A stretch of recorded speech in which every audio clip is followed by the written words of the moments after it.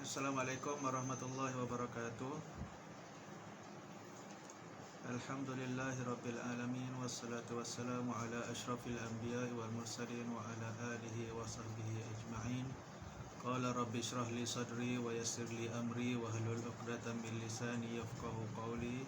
Subhanaka la ilma lana illa ma 'allamtana innaka antas samiul alim. Wala haula wala quwwata illa billahil aliyyil azim. Okey, tajuk kita hari ini ialah menyemai kasih menuai sayang. Hebat tajuk. Menyemai kasih menuai sayang. Okey, so hari ini nak belajar pasal kasih sayang je.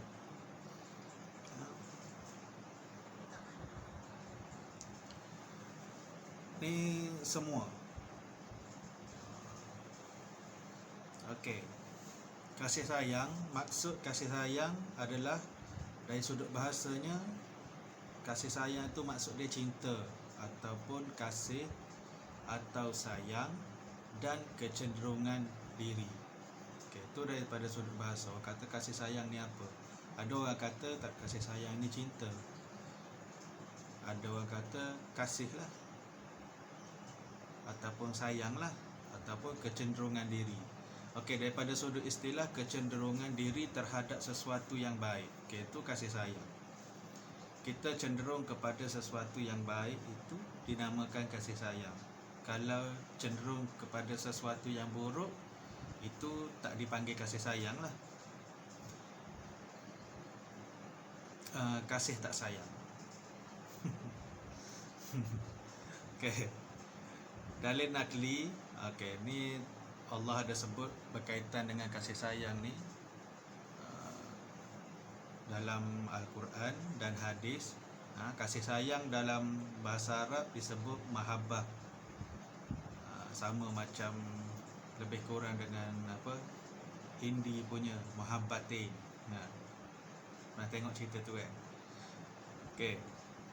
Firman Allah Subhanahu Wa Taala tentang sifat kasih sayang Allah dalam Al-Quran ialah dalam surah Al-Maidah ayat yang ke-13, innallaha yuhibbul muhsinin, iaitu sesungguhnya Allah suka orang yang berusaha membuat kebaikan. Kan, perkataan yuhibbu tu, mahabbah, yuhibbu. Okey, kemudian tu sifat kasih sayang Allah. Kemudian firman Allah tentang sifat kasih sayang sesama orang Islam. Disebut Muhammadur Rasulullah walladzina ma'ahu asyidda'u 'alal kuffar ruhama'u bainahum.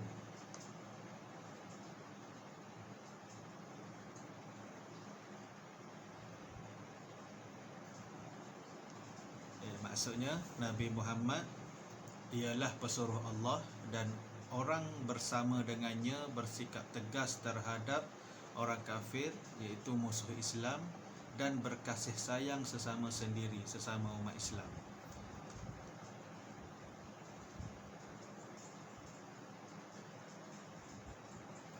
Okey, ruhama ubainahum. Ni perkataan dalil kasih sayang sesama umat Islam di dalam Al-Quran.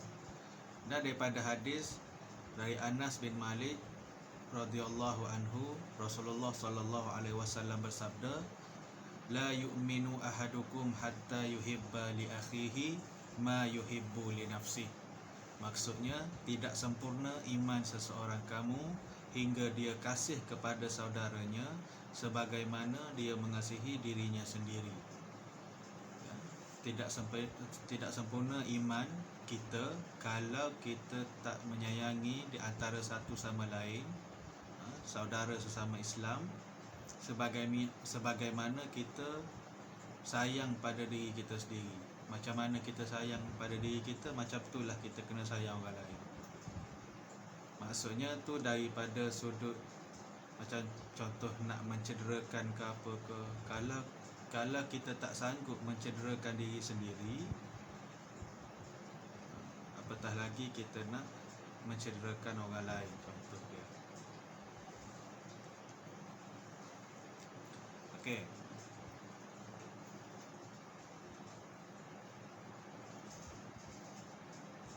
Sifat kasih sayang Rasulullah sallallahu alaihi wasallam. Boleh baca pantun, Aisyah? Ustaz dah baca, Ustaz baca. Saya baca. Okey, sayang Rasul kepada Khadijah tidak terperi. Saya tak bunyi pantun je. Sayang Rasul kepada Khadijah tidak terperi. Baju yang koyak dijahitnya sendiri. Sifat terpuji Rasul wajib diikuti. Amalkan kasih sayang agar diberkati. Okay. Angkat yang pertama ni dia cerita pasal Rasulullah sayang pada Rasulullah sayang pada Khadijah. Baju yang koyak dijahitnya sendiri itu maksudnya bukan Khadijah tak buat tanggungjawab dia, tapi dia tak nak susahkan isteri dia. Rasulullah ni dia tak nak susahkan isteri dia. Benda kecil-kecil tu dia buat sendiri. Okay. Kemudian yang kedua, Rasulullah mengucup cucu tersayang. Ditanya sahabat yang tidak berbuat demikian, jawabnya, man la yarham la yarham. Apa yang dilakukan Rasul itu ajaran. Okay. Rasulullah mengucup cucu tersayang, maksudnya atuk dengan cucu ni kasih sayang dia hebat lah. Macam kita tengok sekarang lah, kalau ayah dengan anak, dia lain macam tau. Kalau dia garang macam mana pun, tapi cuba dengan cucu, atuk dengan cucu ni dia akan baik. Dia tak sama macam dia layan anak dengan dia layan cucu. Sebab dia punya kasih sayang tu, jarak antara atuk dengan cucu tu dia lain. Dia tak tahu dah nak cakap macam mana, tapi dia memang timbul rasa kasih sayang tu. Allah bagi fitrahnya macam tu. Sebab tu kalau awak tengok kes-kes yang jenis macam anak perempuan ni nak kahwin, ayahnya tak setuju, mak ayahnya tak setuju kan. Tiba-tiba dia orang kahwin juga, jumpa balik tu bawa cucu. Hati mak ayah yang marah tadi ni, bila tengok je muka cucu, dia terus cucu aku, terus peluk, ambil cucu tu, dia terus peluk dan sayang lah. Maksudnya lepas tu perkahwinan dia orang pun diterima, disebabkan oleh ada cucu tadi tu. Asalnya dia tak suka. So maksudnya kat sini yang Nabi buat adalah mengucup cucu tersayang, nak tunjukkan kasih seorang atuk tu kepada cucu dia.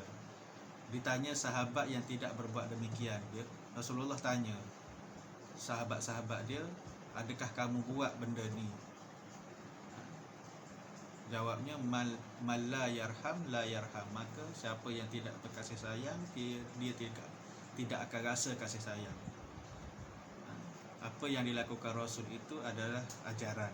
Apa yang Nabi buat tu, cara Nabi dengan anak, cara Nabi dengan cucu, itulah ajaran yang Rasulullah ajar pada kita. Kan hadis tu, ajaran Nabi tu berkaitan dengan apa yang Nabi cakap, apa yang Nabi buat, itu semua adalah hadis. Itu ajaran Rasul. Okey. Kemudian apa lagi? Kunjung mengunjungi, hormat menghormati, umat dikasihi, doa dan syafaat diberi. Menyayangi binatang juga kegemaran Nabi. Sahabat memelihara kucing dipandang tinggi. Okay. Nabi buat apa? Kunjung mengunjungi, hormat menghormati, umat dikasihi. Di akhirat nanti doa dan syafaat Nabi bagi. Kemudian menyayangi binatang juga kegemaran Nabi. Nabi suka pada binatang. Dan sahabat memelihara kucing dipandang tinggi. Sahabat yang memelihara kucing ni, Nabi sanjung orang tu. Maksudnya tak salah lah kalau kita nak bela kucing. Cuma macam semalam saya tengok dekat semalam 999 kan. Ada orang yang dia bakar seekor anak kucing. Dia tak tahulah, saya rasa dia letak minyak dulu kot, sebab dia terbakar tu teruk. Lepas tu dia nyalakan api dengan lighter tu dekat anak kucing tu pun lari dengan api-api sekali lari. So benda tu macam teruk lah bagi saya. Kau rasa tak teruk? Sebab benda tu kejam kot kan. Orang buat pada binatang macam tu. Kalau kita even tak suka kucing sekalipun, janganlah pergi bakar kucing tu hidup-hidup. Bahkan yang mati pun tak boleh nak bakar. Tapi ada orang yang buat macam tu. So tu adalah satu perkara yang memang Nabi sangat marah lah, menganiaya binatang. Rasul menyayangi anak tidak berbelah bagi, semuanya dilayan dan dikasihi, tidak terperi. Marilah kita semua ikuti sunnah Nabi agar hidup ini penuh erti lagi diberkati. Okay. So Nabi ajar kita supaya sayang anak, jangan berbelah bagi. Semua dilayan dan dikasihi, itu sama rata saja. Kita sebagai anak pun tak perlulah nak cakap kau anak kesayangan, aku ni tak perlu. Sebab mak ayah kita sayang, ialah benda tu kita sebagai anak memang kita akan nampak jealous. Kita akan rasa jealous benda tu, rasa macam mak ayah kita lebihkan adik kita ataupun lebihkan abang kita berbanding dengan kita. Tapi sebenarnya kita kena yakin dan percaya bahawa dia mak ayah ni, dia bagi kasih sayang pada anak-anak ni sama je. Tak ada lebih, tak ada kurang. Dia itulah, kita kena yakin lah. Jangan kita bandingkan kasih sayang mak ayah kita tu. Sebab mungkin perkara tu ataupun kita berfikiran macam tu boleh menyakit, dia ada pergaduhan, menyebabkan mak ayah kita terasa dengan kita. Kalau mak ni asyik lebih ke abang je, saya ni dah macam tak cukup kasih sayang. So mak pun akan cakap, biasa mak-mak ayah-ayah ni dia akan cakap, aku sayang anak-anak aku sama je, tak ada lebih, tak ada kurang pun. Korang je yang rasa benda tu lebih, ni kurang. Okay? So jangan ada sifat berbelah bagi macam tu. Sama juga kita, awak semua ni bila dah, insya-Allah bila dah habis belajar, dah kahwin, dah ada anak nanti, jangan beza-bezakan kasih di antara anak-anak. Okey, sifat kasih sayang yang diredai oleh Allah. Okey, yang pertama, mencintai Allah dan Rasul. Contoh dia mendahulukan perintah Allah dan Rasulullah sallallahu alaihi wasallam. Kedua, menegur perbuatan mungkar. Sifat yang pertama ni yang Allah redha adalah mencintai Allah dan Rasul. Kita kena dahulukan apa yang Allah perintahkan melalui ayat Al-Quran dan apa yang Rasulullah suruh melalui hadis. Dahulukan Al-Quran dan hadis. Kita kena buat segala yang diperintahkan. Dan Al-Quran dan hadis ni adalah dua perkara yang perlu kita pegang. Sebab apa? Sebabnya Allah perintahkan sesuatu perkara tu dalam Al-Quran, tapi macam mana nak laksanakan itu adalah melalui ajaran yang Rasulullah suruh. Contoh dia, Allah cuma suruh kita solat berdasarkan firman aqamas solah, dirikanlah solat.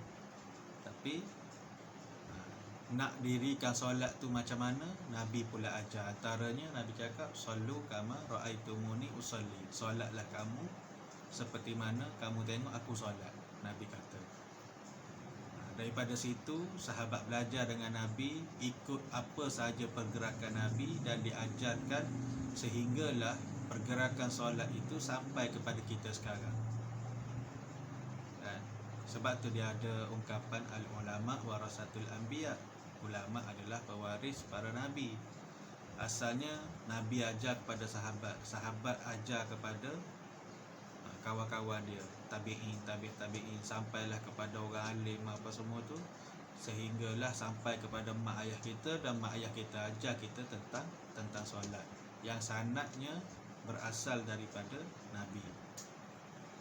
Okay? Kita kena berpegang dengan Al-Quran dan Sunnah.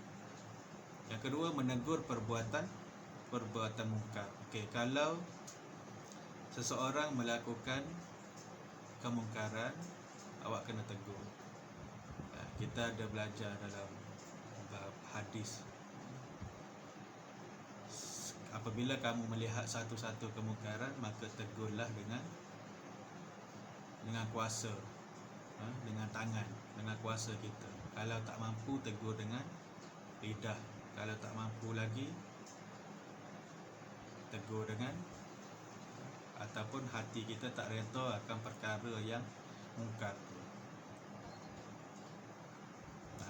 Kalau boleh masuk ketuk tu dengan tangan tadi tu lah, yang hadis Nabi tu.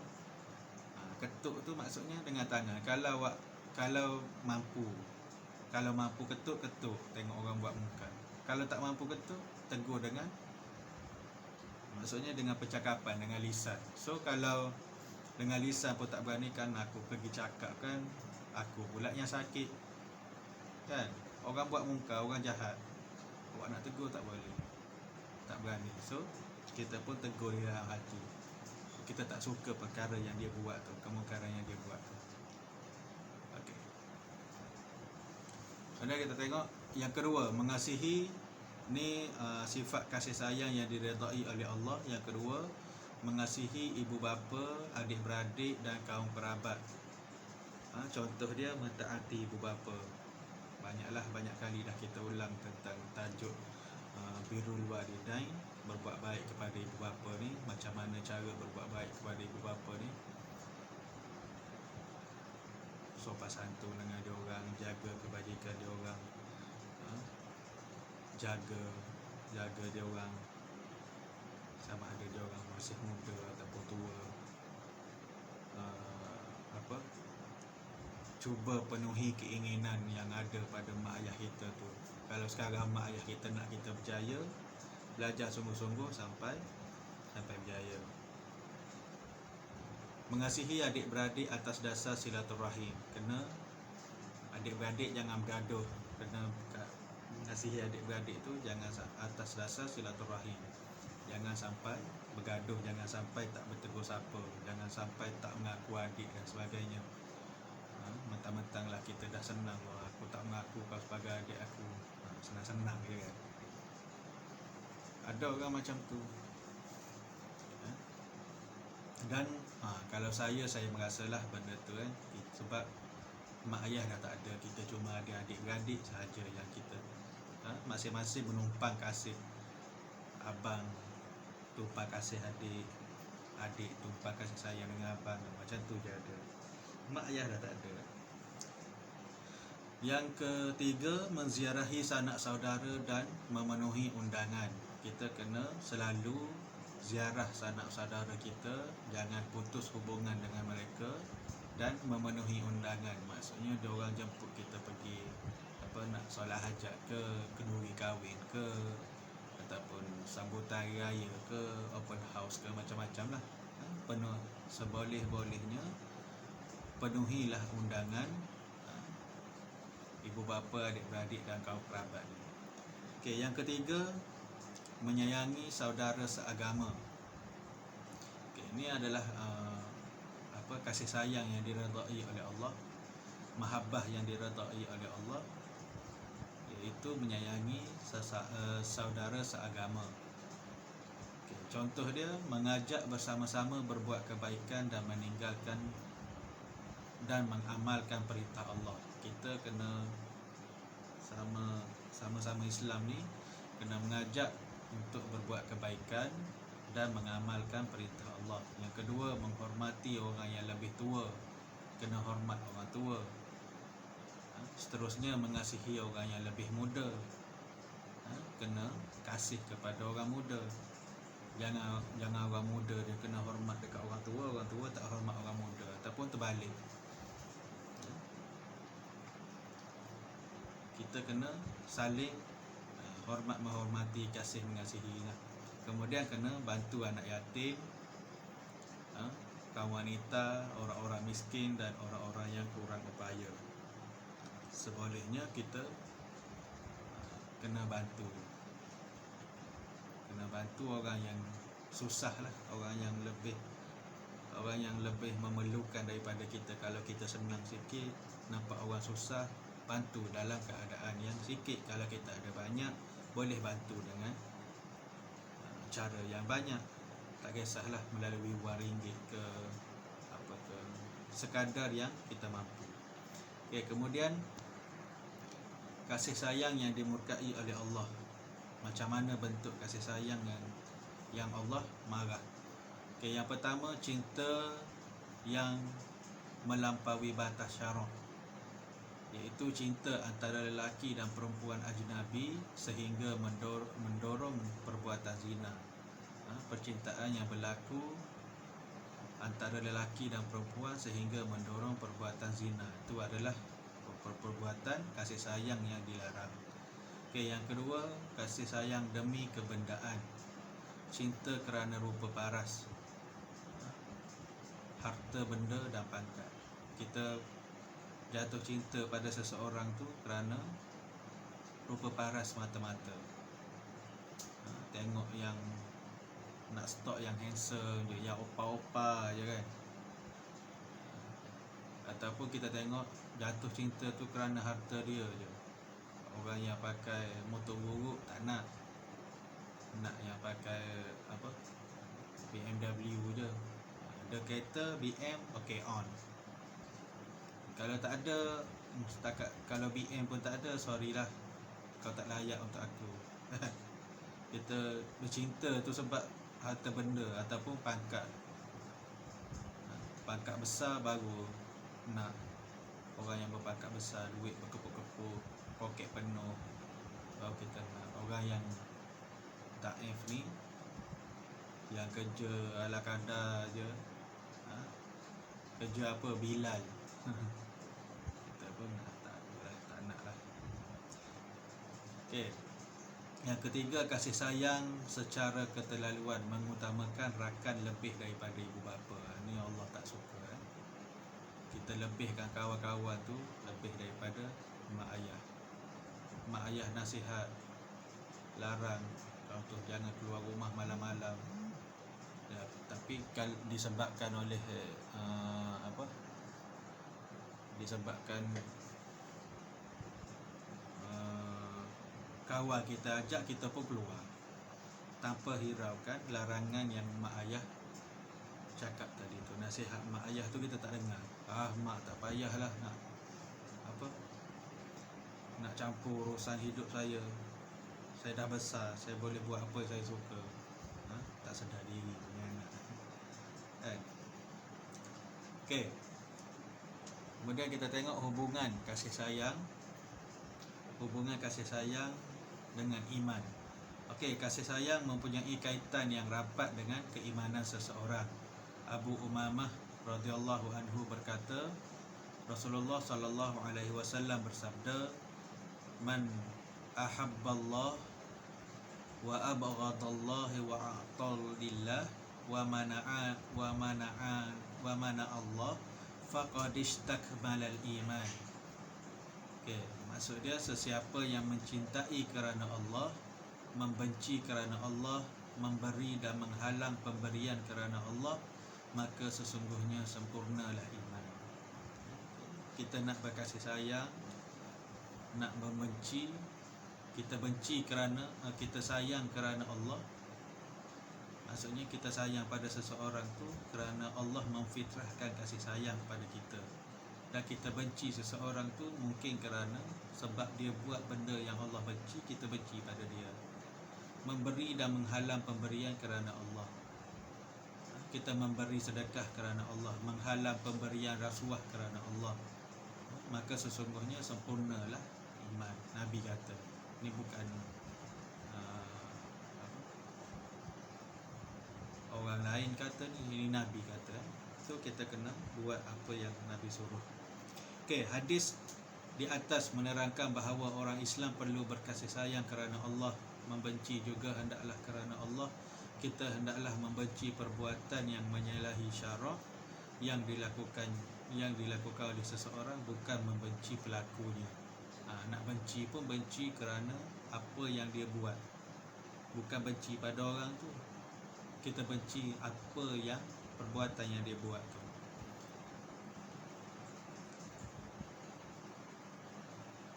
Okey, kita tengok tuntutan berkasih sayang. Okey, yang pertama, saya sayang Allah, sayang kepada Allah tu. Saya sayang Allah Subhanahu Wa Taala kerana Allah Subhanahu Wa Taala Maha pemberi rahmat dan nikmat.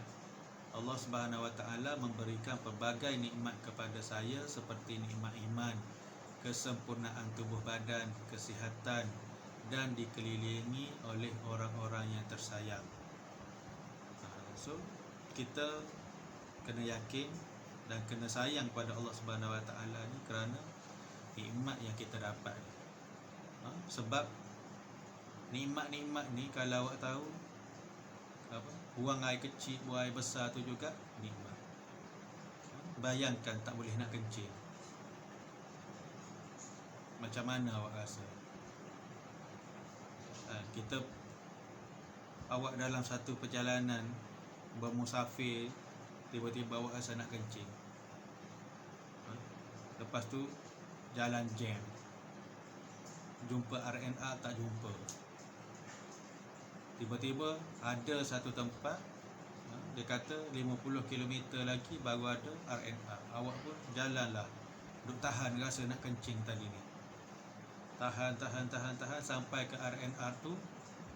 Awak dah parking kereta, dah nak pergi kencing, tiba-tiba orang beratur pula, ramai pula orang yang sama nak kencing.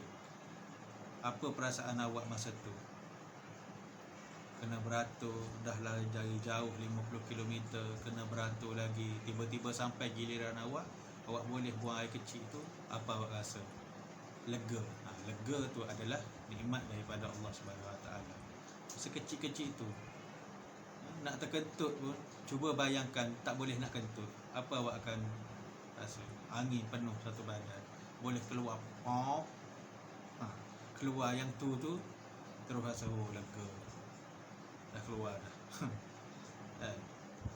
Nikmat sekecil-kecil tu pun, setiap apa yang Allah jadikan dalam diri kita ni, sendawa ke apa ke, semua tu adalah nikmat daripada Allah Subhanahu Wa Taala. Wa in ta'uddu ni'matallahi la tuhsuha, innallaha la ghafurur rahim. Dan jika kamu mengetahui nikmat-nikmat Allah yang dilimpahkannya kepada kamu, kamu tidak akan dapat menghitungnya satu persatu. Sesungguhnya Allah amat pengampun lagi maha mengasihani. Kalau kita nak hitung nikmat-nikmat Allah ni, Allah kata nescaya kamu tidak akan terhitung. Bayangkan nikmat yang Allah bagi dalam setiap hembusan nafas kita. Nikmat juga ni, tarik lepas, hembus, hidup lagi. Tiba-tiba kalaulah Allah tarik nikmat tu, kita tarik tak hembus, apa jadi? Matilah. Orang buat tahlil, orang gali lubang kubur lah, kalau tiba-tiba kita tarik nafas tak hembus. Masa tu sadaqallahul azim, berakhirlah kehidupan dunia kita. Dan sekarang ni nikmat Allah bagi kita, boleh tarik nafas, boleh hembus nafas lagi, boleh hidup lagi. Okey, yang kedua, sayang kepada Rasul. Saya sayang kepada Rasulullah kerana baginda sanggup menanggung pelbagai ujian ketika menyampaikan dakwah Islam. Dengan usaha baginda, Islam tersebar sehingga saya menjadi seorang Islam. Saya berdoa semoga saya memperoleh syafaat baginda dan dikurniakan nikmat syurga. Okey. Kita kena sayang Rasulullah sallallahu alaihi wasallam kerana Rasulullah tu dia dah banyak terima ujian. Dia kena tanggung pelbagai ujian nak sebarkan agama Islam. Nak sebarkan agama Islam. Daripada permulaannya penyebaran Islam secara rahsia. Kemudian secara rahsia tak berjaya sangat. Tak ramai orang yang memeluk Islam. Buat secara terang-terangan. Ramai orang yang peluk Islam dan ramai juga orang yang menentang Islam, sehingga kan orang yang menentang ni, kafir-kafir Quraisy tu yang menentang, orang musyrikin Mekah tu yang menentang, dia tahu je ada orang yang peluk Islam, dia akan buat macam-macam jenis penyiksaan. Ada yang kena jemur tengah panas, ada yang kena himpit dengan batu, ada yang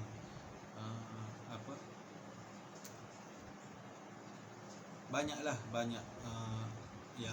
yang dibuat untuk menghalang daripada Islam ni berkembang. Sehinggalah ada nak di Allah bagi bantuan kepada Rasulullah. Ada orang daripada Madinah datang jemput Nabi, pergi ke Madinah dan jadi ketua mereka di Madinah. Kena ingat sekarang isu yang panas yang berlaku, isu orang politik lah.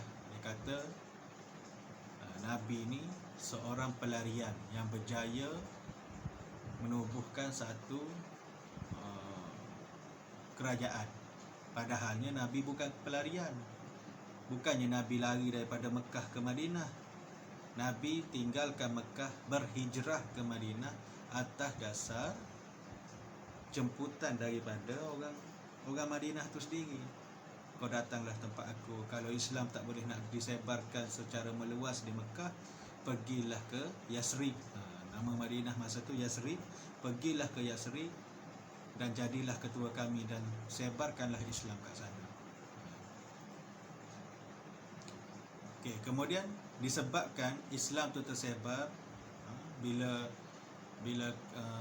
kewafatan Nabi diganti pula oleh khalifah-khalifah, dihantar gubernur-gubernur untuk pergi ke setiap negara, sehinggalah Islam tu sampai kepada kita sekarang di Malaysia ni. Dan Allah permudahkan kita lagi. Kita lahir sebagai Islam disebabkan oleh mak ayah kita Islam, contohnya. Itu juga satu daripada nikmat Allah yang berasal daripada ajaran Nabi Muhammad SAW dan sampai kepada kita sekarang. Kita kena bersyukur kita lahir dalam keadaan kita ni Islam, disebabkan oleh tersebarnya agama Islam yang dibawa oleh Rasulullah tadi tu. Okey, kul in kuntum tuhibbunallaha fattabi'uni yuhibbukumullah wa yaghfir lakum dzunubakum wallahu ghafurur rahim. Katakanlah wahai Muhammad, jika benar kamu mengasihi Allah, maka ikutlah aku. Nescaya Allah mengasihi kamu serta mengampunkan dosa kamu, dan ingatlah Allah Maha Mengampun lagi Maha Mengasihani. Okey, kemudian tuntutan berkasih sayang yang ketiga adalah sayang kepada ibu bapa. Saya sayang ibu bapa saya kerana ibu saya melahirkan saya dan ayah saya memberi nafkah kepada saya. Mereka berdua mengasihi saya dan mendidik saya. Saya juga sayang adik-beradik saya kerana mereka banyak membantu saya.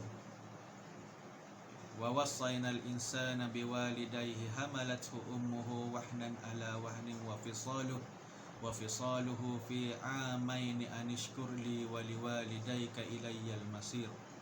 Dan kami wajibkan manusia berbuat baik kepada kedua-dua ibu bapanya. Ibunya telah mengandungkannya dengan menanggung kepayahan dari awal mengandung hingga akhirnya menyusu, dan tempoh menceraikan susunya adalah dalam masa 2 tahun.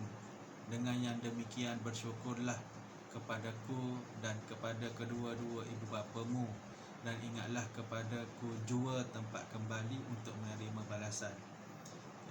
Dalam surah Al-Luqman ayat yang ke-14 ni Allah dah ceritakan bagaimana pengorbanan yang dilakukan oleh mak ayah kita, dan sebab itulah kita kena fikir balik, hayati balik. Kalau rasa nak menderhaka, nak rasa diri tu hebat daripada mak ayah, fikir balik apa kesusahan yang telah dia orang tanggung, dan dengan sabarnya mendidik dan membesarkan kita.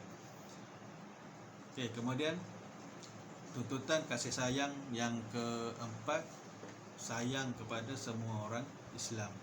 Saya sayang semua orang Islam kerana mereka saudara seagama dengan saya. Saya berasa gembira dan selamat berada bersama dengan masyarakat Muslim. Saya juga kasih kepada orang yang bukan Islam kerana kehadiran mereka memberi peluang kepada saya untuk berdakwah dan menambahkan kebajikan.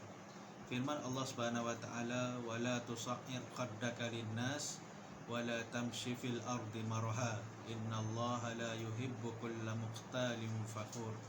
Dan janganlah engkau memalingkan mukamu kerana memandang rendah kepada manusia, dan janganlah engkau berjalan di bumi dengan berlagak sombong.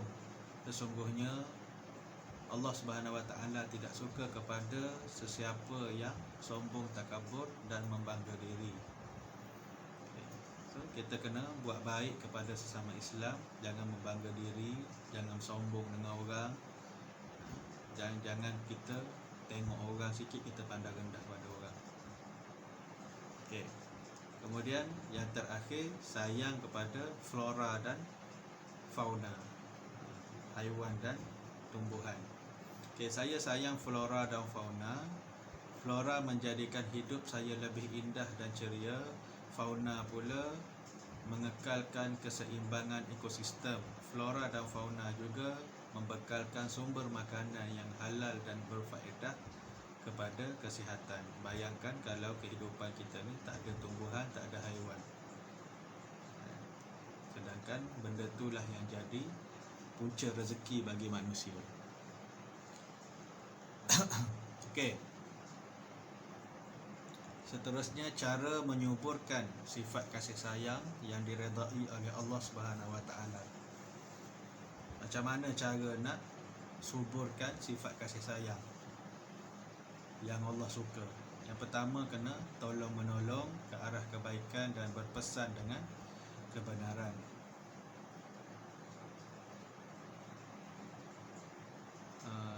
Yang kedua, bersangka baik dan menutup aib orang lain. Kena bersangka baik dengan orang dan jangan buka aib orang. Yang ketiga, menjaga tutur kata supaya tidak menyakiti hati dan perasaan orang lain. Sebab kerana mulut badan binasa.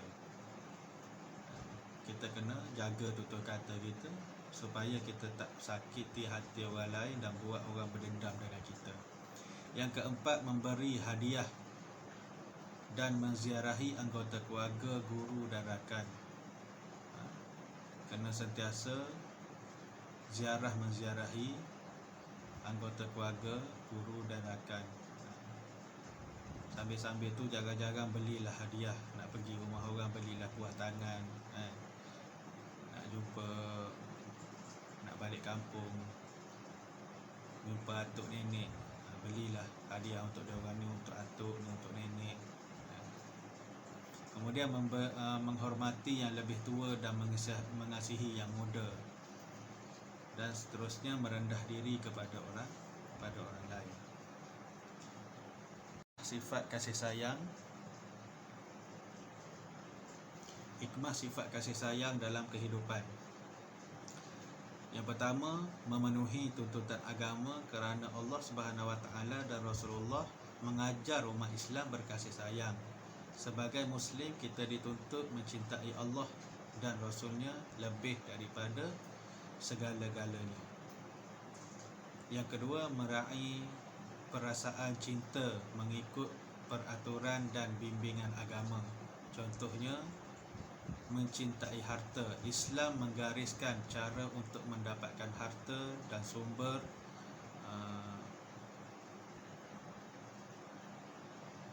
nak mendapatkan harta hendaklah secara halal dan digunakan pada jalan yang betul dan baik.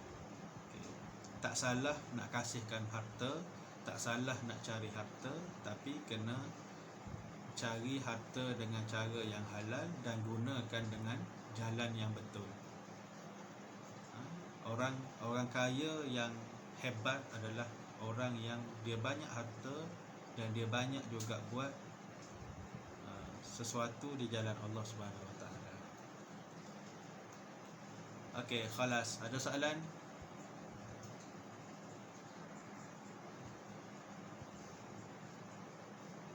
Tak ada. Okey, kalau tak ada, sekadar itu dulu untuk hari ini. Terima kasih sebab join kelas saya. Okey, wallahu a'lam bissawab. Assalamualaikum warahmatullahi wabarakatuh.